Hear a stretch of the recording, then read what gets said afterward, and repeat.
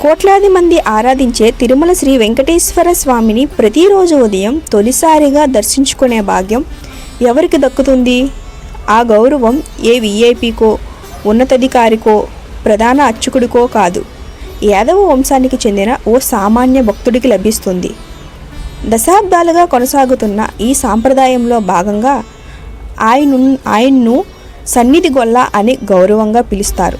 ప్రతిరోజు తెల్లవారుజామున 2:30 గంటల సమయంలో శ్రీవారి ఆలయ తలుపులు తెరుస్తారు. ఆలయ ప్రధాన అర్చకులు పేస్కార్ జియ్యంగార్ స్వామి తమ దగ్గరున్న 3 వేరువేరు తాళాలతో గర్భగుడికి ముందు ఉండే బంగారు వాకిల్ని తెలుస్తారు. అయితే వారెవ్వరూ లోపలికి ప్రవేశించరు.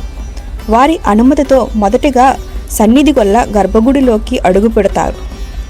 చిమ్మ చీకటిలో ఉన్న స్వామివారి ముందు ఆయన దీపం వెలిగిస్తారు. ఆ తరువాతే అర్చకులు లోపలికి వెళ్ళి సుప్రభాత సేవతో స్వామివారిని మేల్కొల్పుతారు. ఈ సాంప్రదాయం వెనుక బలమైన కారణం కూడా ఉంది. కలియుగంలో శ్రీవారు తిరుమల కొండపై వెలిసినప్పుడు ఆయన్ను తొలిత గుర్తించి సేవలు చేసింది ఓ యాదవ భక్తుడే అని పురాణాలు చెబుతున్నాయి. అతని మంచి మనసుకు భక్తికి మెచ్చి స్వామివారు ప్రతిరోజు తన తొలి దర్శనం చేసుకునే హక్కును అతని వంశీకులకు వరంగా ప్రసాదించారు.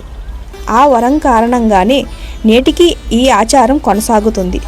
హోదా, అంతస్తులతో సంబంధం లేకుండా భక్తికే అగ్రపీఠం అని చాటి చెప్పే ఈ సాంప్రదాయం తిరుమల క్షేత్రం యొక్క విశిష్టతను తెలియజేస్తుంది. సామాన్య భక్తుడికి లభించిన ఈ అపూర్వ గౌరవం శ్రీవారికి భక్తుల పట్ల ఉన్న అపారమైన ప్రేమకు నిదర్శనంగా అయితే నిలుస్తోంది.